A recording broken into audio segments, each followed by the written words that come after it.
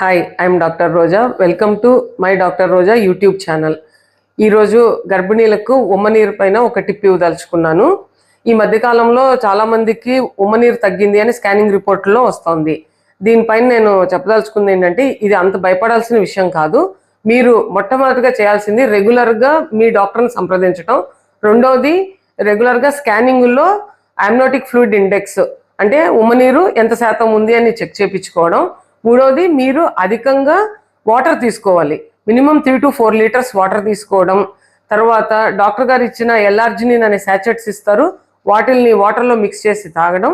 తర్వాత మీరు adequate rest తీసుకోవాలి.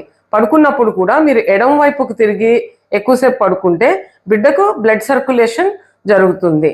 అంతేగాని దీని గురించి భయపడాల్సిన అవసరం లేదు. అలాగే మీరు రెగ్యులర్గా బీపీ మానిటర్ చేయించుకోవడం, మీ వెయిట్ గెయిన్ ఎంత ఉందని చూసుకోవడం కూడా చేయాలి.